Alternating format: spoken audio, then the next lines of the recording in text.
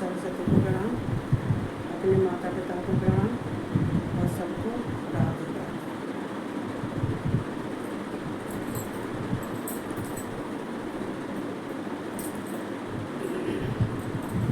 तो चलते हैं अपने भगवान शिव के धाम चलते हैं। ये तो मेरा रोज़ का कहना है कि हम नहीं कहेंगे नहीं चलेंगे तो कैसे वो कार्य पूर्ण हो सकता है। तो सबको राधे राधे। और आज मैंने थोड़ा सा बोलूँगी, आज फेसबुक देखा था मैंने, चूँकि रोज़ तो मैं नहीं देख पाती हूँ, इतना टाइम ही नहीं मिलता है, लेकिन आज अक्षम आते ही अपने आप ही वो खुल गया, वो चैनल खुल गया, तो मैं उसको देख रही थी। तो मैं अपने जितने हैं मेरे अनुभवी हैं और जितने मेरे भाई बहन हैं उन सबको मैं बहुत बहुत धन्यवाद देती हूँ कि मुझको इतना आशीर्वाद मिल रहा है। और मैं सबको देखती हूँ, उनको सबको, और देखने के बाद मैं सबके लिए लाइक भी करती हूँ। और ऐसी बात नहीं है कि मैं किसी को नहीं देखती हूँ, मैं सबको देखती हूँ। और प्रदीप कुल्लार है, उन्हें बहुत उनको वो बहुत बहुत नमन करती हूँ, राधे राधे कहती हूँ, चूँकि उनका भी मुझे आज से नहीं शुरू से ही मिला है, लेकिन वो मेरे बारे में बहुत कुछ जानते हैं। इसका मतलब जो है मुझे कुछ मालूम पड़ा है कि वो मेरे बारे में जानते हैं। तो शायद हो सकता है कि हमारे कोई नज़दीकी हों, कभी कभी ऐसा होता है कि हम नहीं जानते हैं। और गुरुजी हैं शुक्राना गुरुजी, उनको मैं शुक्राना कर रही और उनको प्रणाम भी कर रही। तो मैं बोल रही हूँ फेसबुक पर, शायद हो सकता है वो सुने। तो शुक्राना गुरुजी को भी मैं बहुत प्रणाम करती हूँ। और मैं हालांकि उनके जितना भी आते हैं मैसेज सब पर मैं लाइक करती हूँ, और शुक्राना के ऊपर जितने आते हैं सब पर लाइक करती हूँ। और प्रदीप कुल्लार को भी मैं बहुत बहुत राधे कहती हूँ, चूँकि वो शायद मेरे बारे में कुछ जानते हैं, ज़्यादा ही जानते हैं। और वैसे मेरे बारे में तो खैर जब फेसबुक पर हूँ तो जानते ही हैं जैसा कुछ है। तो हाँ, तो मैं सबको धन्यवाद देती हूँ, बहुत बहुत धन्यवाद देती हूँ। कहते हैं कि इस फेसबुक ने ही मुझे साहस बढ़ा दिया, नहीं तो काफ़ी दिनों से मैं टाल नहीं थी, अब करूँगी, अब उठाऊँगी, अब उठाऊँगी, अब उठाऊँगी, ऐसे करते करते मुझे बहुत टाइम हो गया। और लेकिन जब कहते हैं कि भगवान और गुरु की कृपा होती है, उनको ये मंजूर था, तो बस ये उठा लिया, तो बहुत अच्छी बात है। और वैसे मैं यूट्यूब पर भी आ रही हूँ, यही चैनल है मेरा शिव भक्ति, और उस पर भी सब लाइक करो, सब्सक्राइब करो जो है। तो मैं सबको बहुत बहुत ही धन्यवाद देती हूँ। और अच्छी बात है, कहते हैं किसी को आगे बढ़ाना ये सबसे बड़े धर्म का कार्य होता है। एक क्षमा करना, एक गिरे हुए को ऊपर उठाना, एक कहते हैं कि और किसी को धर्म के मार्ग पर आगे बढ़ाने के लिए सहयोग देना, ये तो सबसे बड़ा कार्य है। क्योंकि यहाँ भगवान शिव भी कहते हैं कि हमारी चर्चा उसको सुनानी चाहिए जो जिसको हमारे प्रति भक्ति हो, भाव हो, श्रद्धा हो, और जो आचार विचार रहत कोई अगर पुत्र भी है तो उसको भी नहीं सुनाना चाहिए। चाहे कोई अज्ञानी पुरुष है तो उसको नहीं सुनाना चाहिए, चाहे कोई अपना शिष्य है और अगर उसको भक्ति भाव नहीं है हमारे प्रति, भगवान के प्रति, किसी भगवान के मतलब भगवान तो सभी हैं, सबके प्रति अगर नहीं है, तो ये तो कृष्ण भी कहते हैं गीता में, अगर कोई हमारे प्रवचनों को नहीं सुनता है, हमारे चरित्र को नहीं सुनना चाहता है, या हमारे गुणों को नहीं सुनना चाहता है, तो उसको नहीं सुनाना चाहिए, और नहीं तो पाप लगता है। तो मैं जब कहती हूँ सुनाती हूँ, तो ये मेरी चर्चा तो सबके पास ही जाती है। तो कोई बात नहीं, अगर कहीं मिस्टेक भी हो जाती है, वैसे कहते हैं कि हम अपनी समझ से जितना होता है उसका अच्छा ही सुनाते हैं, और फिर कहीं हो भी जाती है, मिस्टेक भी हो जाती है। कहते हैं ये तो भगवान की चर्चा है, भगवान की कथा है, इसको ध्यान से सुनना चाहिए, प्यार से सुनना चाहिए। कहते हैं हम किसी की बुराइयाँ, हम चुगली सुनते हैं तो बड़े ध्यान से सुनते हैं, लेकिन जो सुनने का नहीं है उसको ध्यान से सुनते हैं, और जो सुनने का है उसको थोड़ा बहुत सुना, बस कुछ नहीं है। फिर सुना सुना कर दिया, किसी ने सुन लिया, किसी ने देख लिया, किसी ने नहीं देखा। तो देखना चाहिए। और मेरे पास तो इतना टाइम ही नहीं है घर में से। अब तो सप्तशती का पाठ चलेगा, अब तो अखंड ज्योत जलेगी। तो अब तो मेरे कहते हैं शिव भगवान शिव का रुद्रा और सप्तशती का पाठ, ये सब चलेगा, दोनों टाइम चलेगा। तो मैं तो सोच रही हूँ ये भगवान ही है। और माँ कहते हैं महारानी की जब कृपा होगी तो मैं इस पर फिर ज़रूर आऊँगी, चाहे 10 मिनट के लिए आऊँ, चाहे आधे घंटा के लिए आऊँ, जैसा टाइम मिला आने की पूरी कोशिश करनी। क्योंकि भगवान की चर्चा करने में मुझे बहुत अच्छा लगता है। मुझे बचपन से ही अच्छा लगता है। शुरू से मैं किसी की ऐसी वैसी बातें नहीं सुनती थी। शुरू बचपन से ही आदत है मेरी, जहाँ कोई कैसी बात होती है वहाँ से मैं कट जाती बचपन से ही। तो भगवान की शरण में चलना चाहिए। और तो मैं कल सुना रही थी, भगवान की चर्चा सुना रही थी। तो कहते हैं कि भगवान इसमें ये 6वां अध्याय है। तो 6वें अध्याय में ये वायुदेव ऋषियों को भी ये सुना रहे हैं। तो हमें भगवान के प्रति पहले हमें भगवान को जानना चाहिए अच्छे से। पहले हम जब भगवान को जानते हैं और भगवान के तत्वों को हम जानते हैं, तत्वों से हम उनकी पूजा अर्चना करते हैं, स्तुति करते हैं, तो हमें आगे बढ़ने में, पढ़ने में और ये सब करने में बहुत अच्छा लगता है। तो हमें भगवान को तत्वों से जानना चाहिए, ये भगवान क्या है। तो देखो ये भगवान कहते हैं ये तीनों लोगों की सृष्टि करने वाले हैं, तीनों लोगों की रचना करने वाले हैं। और ये भगवान शिव ही नहीं है, पराशक्ति और शिव, ये दोनों ही इन्होंने तीनों लोगों की रचना की है और उन्होंने ही जगत को बनाया है। और ये भगवान शिव ही कहते हैं जगत को बना के, सृष्टि की रचना करके, और माँ पार्वती के साथ में कहते हैं ये मूल प्रकृति, ये मूल क्या है, ये मूल प्रकृति मूल प्रकृति है और अजन्मा परमात्मा परमेश्वर है। तो ये निष्कल है, ये निष्पाप है, ये निष्क्रिया है, ये निष्कलंक है, ये निरंजन है और तीनों गुणों से परे हैं। तो तीनों गुणों से परे होने के कारण ये परम ब्रह्म है, ये परात्पर है, परमेश्वर है। और इनकी जो आदि शक्ति है शिवा, वो शिवा अनेक नामों से, देखो अब 9 दुर्गा आएंगे, एक माँ दुर्गा ही, उसके कितने रूप है एक ही, और रूप उसके अनेक है, बहुत रूप है उसके। क्यों है रूप? क्योंकि माँ कहती है कि सबका भला करने के लिए वो अपना कार्य अपने जो है उसके शरीर से प्रकट हुई हैं, उनको कार्य सौंपती हैं। तो संसार का संचालन जब एक से नहीं होता है तो एक से अनेक होना पड़ता है। भगवान शिव एक से अनेक कैसे होते हैं? उन्होंने ब्रह्मा को उत्पन्न किया, उन्होंने विष्णु को उत्पन्न किया, माँ पार्वती ने सरस्वती को प्रकट किया अपने अंश से, माँ लक्ष्मी को प्रकट किया। क्योंकि संसार का कार्यभार संभालने के लिए ये देव यहाँ, ये भगवान क्या करते हैं, संसार का कार्यभार संभालते हैं। वैसे एक ही है, माँ दुर्गा एक ही है, परम ब्रह्म परमात्मा एक ही है, अकेले ही हैं। तो सृष्टि की रचना करते हैं। और यहाँ पे अगर देखी जाए तो ये मूल प्रकृति क्यों है? ये मूल प्रकृति इसलिए कि इन्होंने संसार की रचना शिवा ने की है, माँ जगदम्बा ने ही संसार की रचना की है।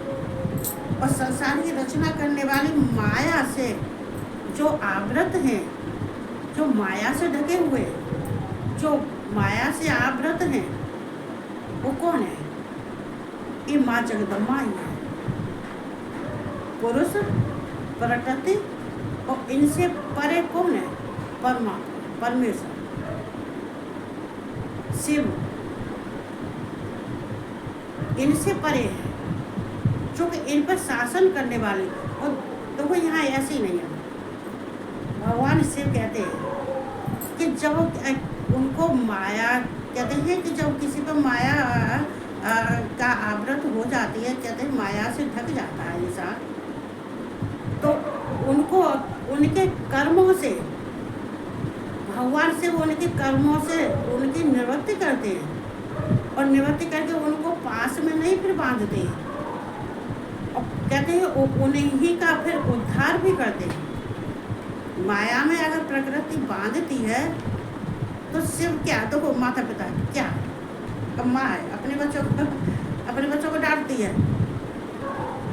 अगर डांटती है तो पिता क्या, पिता बात देखते रहते हैं, और देखने के बाद फिर पिता उसको समझाएंगे, उस पर प्यार करेंगे। या पिता बच्चे को मारता है या डांटता है तो किस लिए, कि हमारा बच्चा गलत रास्ते पर न जाए, हमारा बच्चा कोई गलत कार्य न करे।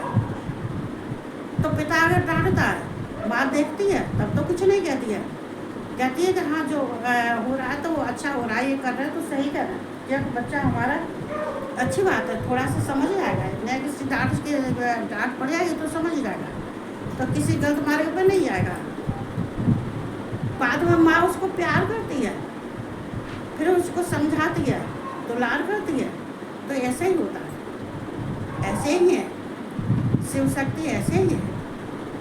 और भगवान शिव के देखो, हालांकि उन्होंने जो उनकी कलाएं हैं, और जो जितना प्रपंच है किसका रचा हुआ है, किसके लिए रचा है भगवान, ये सारा प्रपंच रचा है, सारा जगत का बनाया है, सारे जगत की सृष्टि रचना की है, सृष्टि की है, देवताओं को भी उत्पन्न किया है, देवगणों को भी उत्पन्न किया है, और जब सबको किया है, ये सारा प्रपंच रचा है भगवान शिव ने, तो किसके लिए रचा है? मनुष्यों के लिए, मनुष्यों के लिए तो रचा है, इन भूतों के लिए तो रचा है।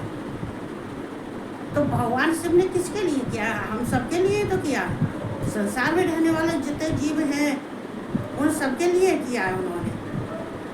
जो भगवान के विग्रह हैं वही विग्रह तो हम सबको दिए। जो भगवान ने अपने शरीर का निर्माण किया है, जो सकल रूप धारण किया है, तो वही तो हम सबका है, वही तो उन्होंने कुछ अलग से तो नहीं है। अगर नेत्र उनके हैं तो भूतों को, मनुष्यों को नेत्र भी दिए, अगर उनके हाथ हैं तो हाथ भी दिए, अगर उनके पैर हैं तो पैर भी दिए हैं। सारे अंगों को उन्हें बड़ा हिसाब से बनाया है, सोचने वाली बात है। तो सारे अंगों को भगवान ने बनाया है, तो कहीं भगवान ने गलती तो नहीं की है? गलती की है? गलती तो नहीं की है। ये कलाएं हैं, तो ये सृष्टि की रचना है, पालन करता, सृष्टि की रचना की है उन्होंने, संसार का पालन करते हैं, जीवात्मा के अंदर हृदय में रहते हैं, और 16 कलाओं की उन्हें रचना की है, सब कुछ संसार के लिए किया है। तो वो ही ब्रह्म है, वो ही परमात्मा है, वो ही शिव है, वो अकेले हैं, दो नहीं है। वो आदि में भी अकेले थे, और मध्य में भी अकेले हैं, और अंत में भी जब सब संसार नष्ट हो जाएगा, जब संसार नहीं रहेगा, तब भी वो होंगे।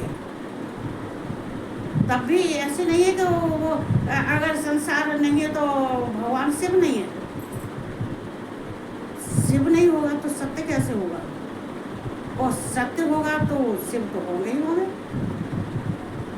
तो प्राणियों में क्या, उन्होंने 5 कलाओं को उत्पन्न किया, 5 कलाओं से 8 देवियों, 8 उन्होंने अपनी मूर्तियों को किया, सर्वभव उग्र रुद्र भीम पशुपति ईशान महेश्वर।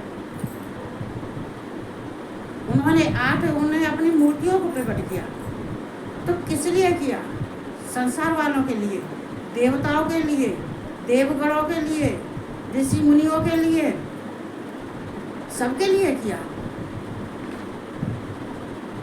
और कहते हैं कि जो ये है, जो कहते हैं जो दो शक्तियां हैं, विद्या और अविद्या, तो ये किसके लिए किया?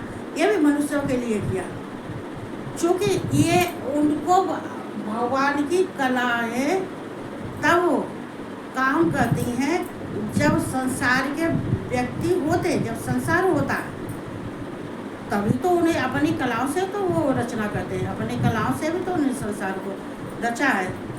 और सब भूतों के लिए ही तो रचा है, भूत मतलब प्राणियों के लिए, जीवात्मा के लिए तो रचा है। तो विद्या अविद्या, ज्ञान और अज्ञान। तो अज्ञान जहाँ होता है तो भावी भगवान इससे मदद करते हैं। माँ शक्ति, पराशक्ति, पराशक्ति की तो बहुत नाम है, अजा उनका नाम है, और उनका चित्र स्वरूप उनका नाम है, पराशक्ति उनका नाम है, उनके अनेक नाम है, अनेक नामों से प्रसिद्ध है। और वो रूप भी बहुत धारण करती हैं, ऐसी बात नहीं है ना, और तो अनेकों रूप धारण करती हैं, अनेकों रूप धारण करके वो संसार में व्याप्त हैं। भगवान भी से भगवान सबके अंदर व्याप्त है, पूरे संसार में व्याप्त है। तो क्या है, तो वो फिर उसके बाद भगवान ने जो 8 मूर्तियाँ अपनी बनाई हुई हैं, तो उन 8 मूर्तियों में ही ये संसार समाया हुआ है, तीनों लोग समाये हुए हैं। जो 8 मूर्तियाँ हैं उनमें ही तीनों लोग समाये हैं। तो एक वो ही परम ब्रह्म परमात्मा है जो पूरे संसार को, तीनों लोगों को एक सूत्र में बांध के चल रहे हैं, एक धागे में। जैसे कि धागे में मोतियों को पिरो लेते हैं, तो मोतियों के जैसे पिरो, ऐसे ही वो सारे संसार को अपने में समा के चल रहे हैं, लेकिन अदृश्य है। कोई उनको जानता नहीं है, कोई उनको देख नहीं पाता, अदृश्य है। इतनी किसी में शक्ति नहीं है, और वो भी नहीं है, और ये भी उनका भी कोई ऐसी कोई नियत नहीं है।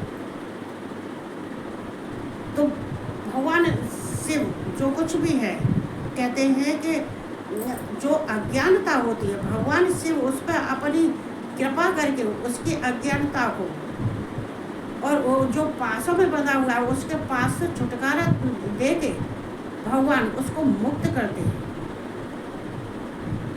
और जन्म मृत्यु के बंधन से भी छुटाते हैं, वो ही छुटाते। माया बांधती है तो वो छुटाते, लेकिन कैसे छुटाएंगे? ऐसे तो नहीं ना कि तुम कर्म अच्छे करो नहीं, और भगवान तुम्हारे तो पास में हर समय ऐसे खड़े रहे कि भैया हाँ हाँ हम खड़े हैं, तुम जो कुछ भी कर रहे हो करते जाओ, ऐसे तो नहीं ना, ऐसे तो नहीं होता है। तुम्हारा कुछ जो कर्म करने का हो तो तुम करोगे, और भगवान का करने का वो करें। कहते हैं कि नित्य चिंतन करने से और अपने कर्मों का क्षय करने से, बुरे कर्मों का क्षय करने से, नित्य क्रिया करने से, चिंतन करने से भगवान शिव नया रूप देते हैं, नूतन रूप देते हैं। अब कहते हैं कि अरे वो तो इतना परेशान था, वो तो ऐसा जर्जर हो गया, तो वो आदमी जन्म लेता है, जन्म लेने के बाद में वो अपनी उम्र को भोगता है, कहता भोगता अपने भोग को भोगता है, संसार में आता है। अगर अच्छे कर्म नहीं करता, अच्छे वो कर्म दो ही होते हैं, अच्छे कर्म बुरे कर्म। तो कहते धर्म को बाद में चलते जब शरीर उसका क्षीण हो जाता है, और क्षीण होते होते जब उसका तो कहते हैं जर्जर हो जाता है, तो वो अपने शरीर को छोड़ देता है। ऐसे ही हाँ, भगवान शिव माया में बांधने वाली प्रकृति को भी अपने में समेट लेते हैं, अपने में ही समा लेते हैं भगवान शिव। चूँकि देखो ये जो है प्रकृति, ये जड़ है, ये अपना कार्य करती है, भगवान शिव अपना कार्य करते हैं। तो जब भगवान अपना सिर कार्य करते, अपना जो कार्य करते हैं, प्रकृति अपना कार्य करती है, लेकिन अपना कार्य करने के बाद में वो प्रकृति परमात्मा में विलीन हो जाती है, परमात्मा में समा जाती है। फिर वो कौन है? अर्धांगिनी। तो फिर वो अर्धांगिनी, तो यहाँ पे तो भगवान शिव ने तो ब्रह्मा को उत्पन्न किया, भगवान शिव ने उनको वेदों का ज्ञान दिया और उनकी सृष्टि रचना करने के लिए उन्होंने जितनी कोशिश करते थे वो सब उनकी मदद करते रहे। उन्हें विष्णु को भी उनके लिए सौंप दिया, कहते हैं उनका हाथ विष्णु के हाथ में दे दिया। ये जो पराशक्ति है, कहते हैं कि जितने वेद हैं, नाना प्रकार के वेदों में ये कही गई है। ये वेद माता मैं अभी कह रही नहीं, इनके अनेक रूप है, अनेक नाम है, अनेक नामों से जानी जाती हैं। वेदों में अनेक नामों से जानी जाती हैं और वेद इन्हीं के नाम से बनाए गए। वेद माता सुनिए, वेद माता, इनके अनेक नाम है। तो भगवान शिव और माँ परा शक्ति, ये दोनों एक है, ये दोनों ही तीनों लोगों की रचना करते हैं। अब देखो महादेव भोलेनाथ को कोई क्या कहता है? कोई स्वरूप कहता है, कोई काल कहता है। तो ये काल कोई कहता है, कोई स्वरूप कहता है, तो इसके पीछे भी कारण है। अब कारण क्या है? ये ही भगवान की माया और भगवान शिव ही इंसानों को भ्रमित करते हैं। भगवान की माया ही इंसानों को भ्रमित करती है, जो कि सही जगह पर नहीं ले जाती। तो वो पहले भगवान परीक्षा लेते हैं। अब परीक्षा लेने वालों जो परीक्षा में सफल हो जाता है, तो भगवान बहुत प्यार करते हैं, बहुत प्यार करते हैं। जो वो मांगता है सब देते हैं और अंत में उसको मोक्ष देते हैं। लेकिन सफलता पाने के लिए अपने को मजबूत करना चाहिए, मजबूत रहना चाहिए।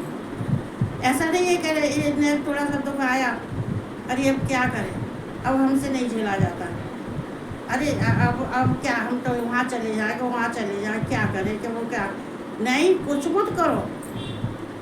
मतलब समझ जाओ, अगर दुख आगे है तो इसके पीछे कोई कारण है। तुमने कुछ ऐसा किया है, या भगवान कुछ चाहते हैं तुमसे, या भगवान इसलिए दुख दे रहे हैं कि तुम भगवान को, अगर तुम पर संकट नहीं आया तो भगवान को कैसे पहचानोगे, कैसे जानोगे?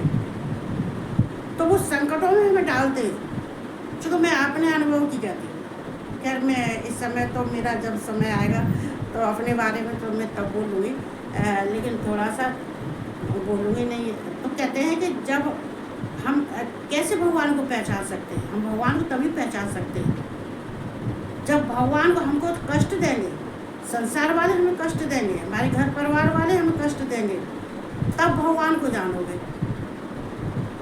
तब भगवान को पहचानोगे। अगर तुम्हें सुख मिलता रहेगा, राजपद मिलता रहेगा और ऐसा आराम मिलता रहेगा, तो तब तुम भगवान को नहीं पहचान पाओगे।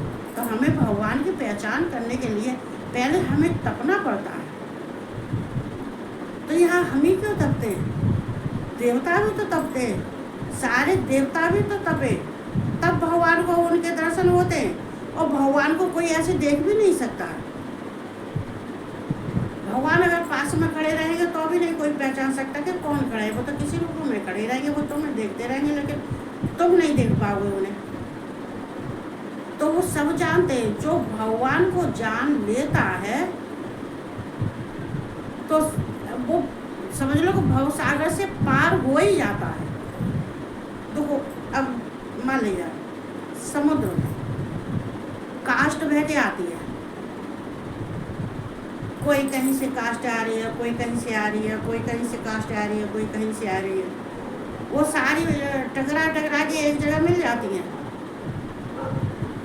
और एक जगह मिल जाती हैं। अब पता नहीं कोई कहाँ से आ रही है, कोई किधर से भी आ रही है, कोई किधर से भी आ रही है। जब टकराती हैं, टकराने के बाद फिर वो अलग हो जाती हैं। तो यहाँ ऐसा ही है, भगवान को जानने के लिए तप करो। यहाँ रहने के लिए, बसने के लिए तो कोई नहीं आता भैया। कौन आता है बताइए? कोई नहीं आता। जो आया है वो तो जाएगा ही। ये हमारा कहते हैं यहाँ संयोग वियोग होता रहता है। जो कहते हैं वर्तमान, भूत, भविष्य और वर्तमान। जो भूत में गए हुए हैं वो भविष्य में आएंगे, जो गए हुए वो आएंगे, और जाएंगे नहीं तो आएंगे कैसे? तो भविष्य में गए हुए वो आएंगे, तो आने के बाद में कहते हैं कि कुछ अपना प्रायश्चित करके, अपना कुछ धर्म करके, कुछ अपना जैसे उनके कर्म है, कर्मों के अनुसार कैसे आते, कहाँ आते, किस तरह से आते, ये तो कर्म, ये तो भगवान ही जानते हैं कि किसको कहाँ भेजना है। ये तो उन्हीं की क्रियाकलाप है कि उन्हें, हम लोग तो खैर क्या जान सकते हैं। तो ये भगवान कहते हैं, भगवान शिव को जानने के लिए संसार में जो प्राणी भगवान शिव को नहीं जान सका तो उसका जीवन निरर्थक है, व्यर्थ है। भगवान शिव तो कहते हैं कि भगवान क्या, तो शिव ने कहा है कि मैं सबको उत्पन्न करता हूँ, सबको सृष्टि की रचना करता हूँ, तीनों लोगों को उत्पन्न करता हूँ, सब कुछ करता हूँ, सबको जन्म देता हूँ, लेकिन मैं अजन्मा हूँ। ना ही मेरा जन्म है और ना ही मेरा मृत्यु है, ना ही मेरा जन्म है, ना ही मेरा मृत्यु, ना मैं किसी से जन्मा हूँ और ना ही किसी से भविष्य में जन्मूंगा नहीं। तो भगवान शिव यहाँ कहते हैं कि मेरा न किसी से जन्म हुआ है और मैं सबको जन्म देता हूँ, सबको रचना करता हूँ, सबको प्रकटता हूँ, तीनों लोगों का कल्याण करता हूँ। लेकिन फिर भी भगवान शिव को नहीं जानते, लेकिन फिर भी भगवान शिव कुछ करते नहीं। तो सांख्य और योगी, सांख्य और योगी, ये ज्ञानी जितने हैं कि सांख्य योग और ज्ञान योग ये हैं, ये क्या है, ये तत्व से भगवान को जानते हैं और इसमें रह के वो अपना उद्धार कर लेते हैं। और उद्धार करने के बाद में जब कहते हैं इसी में रह के अपनी निवृत्ति करते हैं, योग साधना करते हैं और ज्ञान में लीन रहते हैं, भगवान की भक्ति करते हैं, भगवत वचन करते हैं, तो वो भवसागर से पार हो जाते हैं। तो भगवान उन्हें पास में नहीं डालता है और नहीं पास से उनको छुटकारा, ना ही उनका कोई जन्म होता है, न मृत्यु होती है, न जन्म होता है। तो यहाँ भगवान शिव की चर्चा, तो भगवान शिव कहते हैं कि मुझे जानने के लिए, मुझे पहचानने के लिए केवल मेरा भगवत श्रद्धा से, भक्ति से, भगवत भाव से, और जो मुझे भक्त भाव से भजता है तो मैं उसके सारे बंधनों से छुटकारा दिलवा देता हूँ। देखो पास में भगवान तभी बांधते हैं जब भगवान कहते हैं कि तुम वहाँ से आए थे और तुम क्या लिख के आए थे, तुम क्या कह के आए थे, तुम्हारा लिखा हुआ अभी रखा है वहाँ पर। तो ऐसी बात नहीं है कि अगर कोई गलत कार्य करता है, अब मैं अपनी कहती हूँ, किसी की तो क्या कहती हूँ, अगर मैं कभी कोई गलत कार्य हो भी जाता है, वैसे हालांकि मुझसे तो मैं बहुत सोच समझ के चलती हूँ, पैर भी बहुत सोच समझ के रखती हूँ, फिर भी इंसान हूँ, वो गलती हो ही जाती है, तो मुझे तुरंत मालूम पड़ जाती है। और मैं भगवान के बिन, जब तक शिव मुझे आज्ञा नहीं देते तब तक मैं किसी का फ़ोन भी नहीं कर सकती, किसी कितने भी फ़ोन आए मैं उठा भी नहीं सकती। और बाई चांस उठा भी लिया, अगर गलती से किसी से कोई बात हो गई, हमारे भगवान तुरंत स्वप्न में कहते हैं। तो जब कहते हैं तो हम बस फिर उस रास्ते से हट जाते हैं। क्यों? शासन करता, अनुग्रह करते हैं, वो शासन करते हैं, उनके शासन में जो रहता है और जो वह अनुग्रह करते हैं उनको मानता है, तो भगवान से दूर नहीं है, दूर नहीं। तो इंसानों की तरह से रहो इस संसार में तो तुम आगे नहीं बढ़ सकोगे। कालों के काल है, कालों के काल है महादेव है, लेकिन इंसानों से डरता है, कहता है ये तो काल है। हाँ, काल है, कालों के काल है, महादेव है, लेकिन काल से भी रक्षा करते हैं। इंसान डरता है, लेकिन डरने वाली बात नहीं। जो भगवान को भजता है वो काल से भी परे, वो काल से भी परे। काल तो उनके पैर के नीचे दबा हुआ है, तो वो उससे काल से भी रक्षा करते हैं।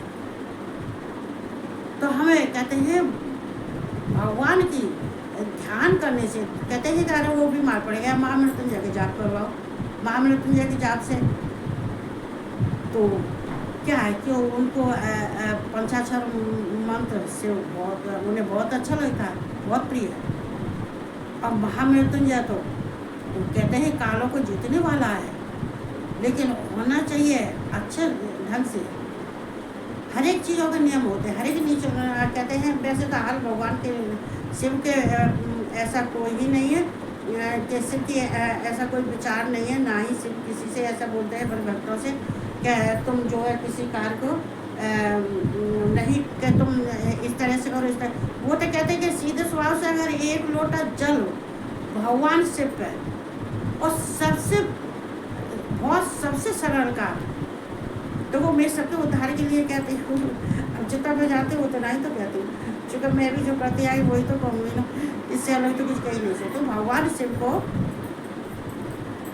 कुछ नहीं, तो एक लोटा जल लो, उसमें चंदन डालो, उसमें दूध, बहुत शॉर्टकट रास्ता बता रही, बहुत। और उसमें अगर नहीं किसी से होता है, किसी से नहीं होता है, तो एक लोटा जल लो, उसमें चंदन डालो, उसमें दूध डालो और उसमें शक्कर डालो, और ये चीज़ डाल के और भगवान शिव के, और थोड़ा सा गंगाजल, क्योंकि गंगाजल से भगवान बहुत प्रसन्न रहते हैं। मैं तो अयोध्या से लाई थी बोतल, मैं तो 6-6, 7-7, 10-10 किलो की कट्टी ले जाती हूँ, गाड़ी से जाती हूँ और भर के लाती हूँ, और मैं अभिषेक करती हूँ। कम से एक लोटा जल में डेली गंगाजल निकालती हूँ, फिर मेरा खत्म हो जाता, फिर जाती हूँ, फिर लेके आती हूँ। अरे अभी अयोध्या से लाई तो अब उससे ही चल रहा है, एक लोटा जल लेती हूँ अयोध्या से लाई। गंगाजल भगवान को बहुत पसंद है। भगवान के लिए मैं गंगाजल ये नहीं कहती कि मैं ज़्यादा नहीं है तो थोड़ा ही चढ़ा लो, थोड़ा ही डाल दो, कहते हैं गंगाजल उसमें डाल के, और ज़्यादा कुछ मत करो। अगर तुम भगवान शिव के ऊपर पंचाक्षर मंत्र से, लेकिन वो आगे लगाना चाहिए। देखो वो ये तो यहाँ का है, वाच्य और वाचक, ये भगवान शिव ही वाच्य हैं, वाचक हैं, और तीनों गुणों से परे हैं, तीनों कालों से परे हैं, तीनों गुणों से परे हैं। ये सत्य है, ये कहते हैं कि सत्य रज तम, ये सत्य है, ये सत्य है। और विश्व में रहते भी संसार में रहते हैं, मृतलोक में रहते हैं, और रहने के बाद भी भगवान शिव सबसे परे है, सबकी रक्षा करते हैं, सबके दृष्टा है, सबके दृष्टा है, उनकी दृष्टि सब पे है, वो दृष्टा है, सबको देखते हैं। लेकिन कोई भूल मत करना, कोई अनजान में नहीं रहना, तो हमें नहीं देखे रहे कि हमें नहीं देखे रहे कि हमें नहीं। एक बार को जगदम्बा भूल जाएगी, एक बार को जगदम्बा जरूर अपनी आँख पहन लेगी, या वो सो जाएगी, या वो आराम करेगी थोड़ा सा, चूँकि थक जाते हैं तो सो भी जाते हैं। लेकिन भगवान कभी सोते ही नहीं है, वो तो जागते रहते हैं। कोई अगर कहे कि हम ब्रह्मांड को चर्म के रूप में लपेट लेंगे, शिव को जानने के लिए हम क्या करेंगे? क्या हम तो पूरे ब्रह्मांड को ही चर्म के रूप में लपेट लेंगे, तो क्या भगवान शिव को जान गया? तो भगवान शिव के बारे में विषय में उसको क्या जानकारी हो गई? नहीं हुई। तो यहाँ ऐसा ही है। तो कहते हैं भगवान की शरण में जाना चाहिए और भगवान की आराधना करनी चाहिए। जो संकट आता है तो संकट को दूर करने वाले जो तीनों लोकों के रचयिता हैं, तीनों कालों से परे हैं, तीनों लोकों से परे हैं, तीनों गुणों से परे हैं, देवताओं के भी देव हैं, ईश्वरों के भी परम ईश्वर है, देवताओं के भी परम देवता हैं, परमेश्वर है, परमात्मा है, महेश्वर है। तो उनको जानने में भूल नहीं करना चाहिए, उनको जानना चाहिए क्योंकि वो सबसे परे है। तो हमें भगवान शिव की शरण में रहना चाहिए। और इतना ही बोलूँ, क्या करूँ? मैं तो बच्चे कहते थोड़ा बोला कर, अब मैं क्या करूँ? बोलने बैठ जाते तो बोलती रहती। तो कहते हैं, तो मैं सबसे प्रार्थना करती भगवान से, मैं थोड़ा सा भगवान के प्रति आस्था रखो, माँ शक्ति के प्रति रखो, जो शिव और शिवा, शिव और शिवा, शिव और शिवा क्या है? ये शिव और शिवा क्या है? शिव शक्ति। इस संसार के स्त्री पुरुष तो ही शिव, अगर तुम भजोगे तो शिव शिवा तुम भी हो जाओगे। तो इनको भजना चाहिए, इनकी स्तुति करनी चाहिए। स्तुति करने योग्य है वो बल और ऐश्वर्य से संपन्न है। वे विश्व को धारण करके रहते हैं, पूरे विश्व को धारण किए हुए हैं, तीनों लोगों को धारण किए हुए हैं। और कालों के काल है, काल तो उनके पैर के नीचे दबा हुआ है। अगर उनकी मर्जी नहीं होगी तो कोई किसी लोक का उनको लेके, इंसान को लेके नहीं जा सकता, छुड़ा नहीं सकता। तो हमें भगवान की शरण में रहना चाहिए। और मैं बहुत बहुत धन्यवाद देती हूँ फेसबुक वालों को। आज मैंने खोल के देखा था, अक्सर बातें खुल ही गया, खोल के कहा देखा, तो देख रही थी मैं फेसबुक पर, देख रही थी, तो वो कोई दब गया बटन तो उस समय निकले, तो बहुत सारे अच्छे थे। और मैं उन सबको नमन करती हूँ और सबको हार्दिक प्यार करती हूँ और सबको दुआएं देती हूँ। चूँकि मुझे जो जानने वाले हैं, मुझे जानते हैं, उन्होंने मुझे जान लिया है, पहचान लिया है, उन्हें लाइक किया है, तो अपने में वो बहुत कुछ होंगे। तो मैं उनके लिए बहुत बहुत धन्यवाद देती हूँ और बहुत बहुत आशीर्वाद देती हूँ। और बस इतना ही बोलूँगी। सब भगवान के लिए प्रार्थना क्या करो। ओम नमः शिवाय, ओम नमः शिवाय, ओम नमः शिवाय, ओम हर हर महादेव। और सबको प्रार्थना और